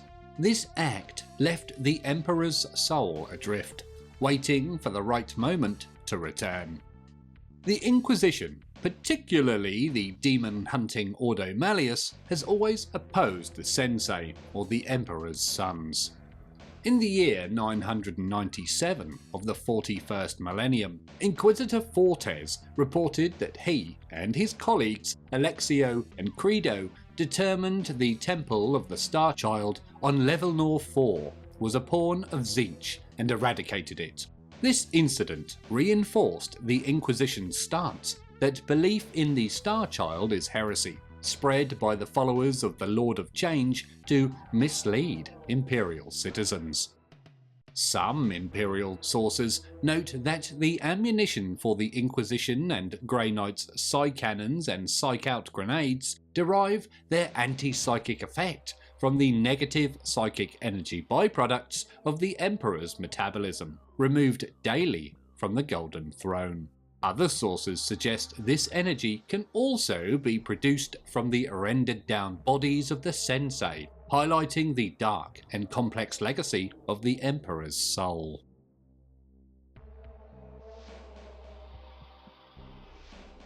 The Thorian faction of the Inquisition holds a belief in a resurrectionist concept known as the God Incarnate, which parallels the idea of the Star Child regarding the Emperor's eventual rebirth and reincarnation. These Inquisitors assert that the Emperor's divine essence, currently residing in the warp, can be transferred into a physical vessel. This vessel would be a specially chosen human receptacle, referred to as a divine avatar. According to Thorian doctrine, the divine avatar would be a mortal being imbued with the Emperor's divine power, allowing him to walk among humanity once more in a physical form. This concept suggests that the Emperor's essence, which has been sustaining the Imperium through the psychic beacon of the Astronomican and providing protection against the forces of chaos, can be concentrated and channeled into a new living body. This would enable the Emperor to lead and guide humanity directly, much as he did during the Great Crusade. The Thorians believe that this process of transferring the Emperor's essence to a new vessel would require a significant amount of preparation and the identification of a suitable candidate. The divine avatar must be a person of extraordinary psychic potential and moral purity, capable of withstanding the immense power and responsibility that comes with hosting the Emperor's essence. The search for such a candidate is ongoing, and the Thorian Inquisitors tirelessly scour the galaxy, seeking individuals who exhibit the necessary qualities.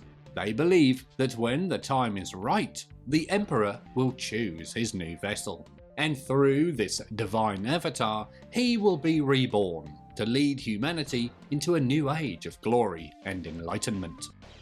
This belief in the God incarnate is not universally accepted within the Imperium. Many factions, including other branches of the Inquisition, view it with skepticism or outright hostility. They argue that the Emperor's continued existence on the Golden Throne is essential for the stability of the Imperium, and that any attempt to transfer his essence could be catastrophic. Despite these objections, the Thorians remain committed to their quest, driven by their faith in the Emperor's eventual return in physical form. They see their mission as a sacred duty, believing that the rebirth of the God incarnate is humanity's best hope for salvation in an increasingly dark and perilous galaxy.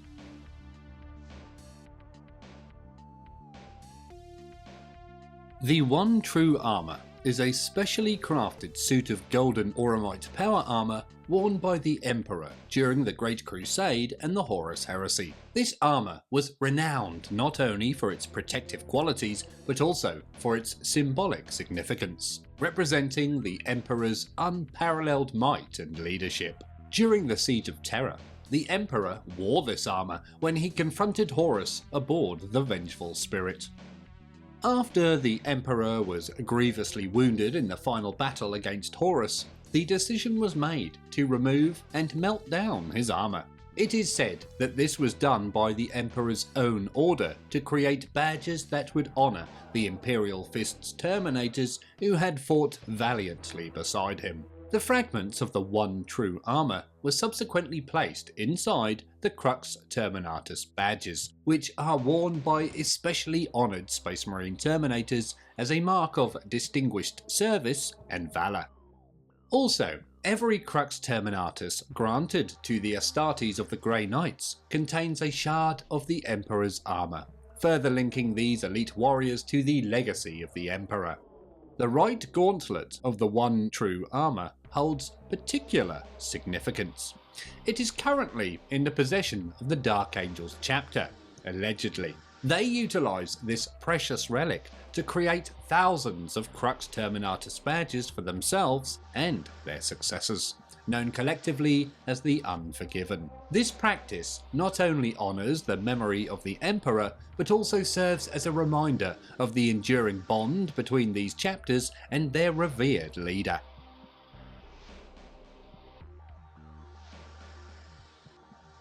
The Emperor's Sword is a legendary weapon wielded by the Emperor himself during the Great Crusade. This finely wrought, mastercrafted blade is known for its extraordinary power and is a symbol of the Emperor's might and authority. After the heresy, the sword was kept safely by Archmagos Dominus Belisarius Cawl on Mars for over 10,000 years. In the year 999 of the 41st Millennium, during the aftermath of the 13th Black Crusade and the Ultramar campaign, the resurrected Primarch Rabute Guilliman assumed the mantle of Lord Commander of the Imperium for the second time. It was then that Cawl presented Guilliman with the Emperor's Sword, passing on the weapon to the reborn leader of the Imperium. This sword is unique, imbued with the Emperor's own psychic might. From hilt to tip, it is lit with leaping flames, creating a pyrotechnic display when swung. The burning blade can effortlessly slice through the stoutest of armour, making it a formidable weapon in the hands of any warrior. The sword's enduring flames and its ability to cut through any defence serve as a constant reminder of the Emperor's power and the enduring legacy he has left behind.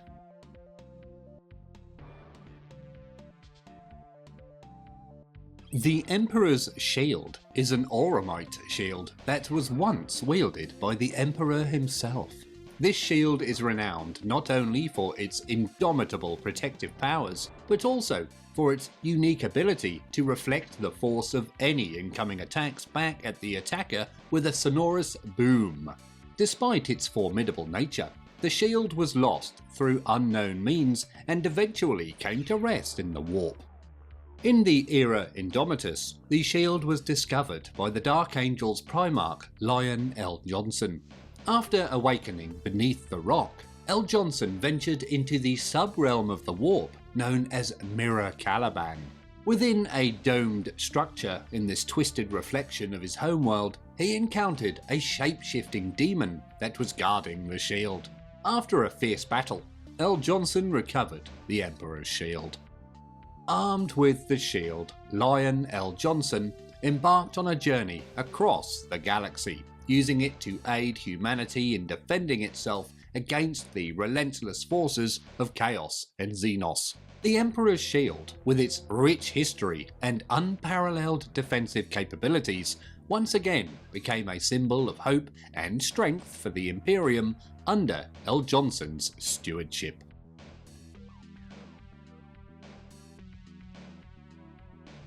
The Emperor's Lightning Claw was a formidable weapon, typically wielded on the Emperor's left hand during the Great Crusade and the Horus Heresy. This weapon, known for its distinctive claws, was used by the Emperor in countless battles to great effect. The exact appearance of the Lightning Claw varies significantly in different depictions, suggesting that it might have featured anywhere from 3 to 5 claws. This variability in its portrayal has led to some ambiguity about its precise design, but all agree on its lethal efficacy. The Emperor's lightning claw remains an iconic symbol of his martial prowess and his relentless campaign to unite humanity under the banner of the Imperium.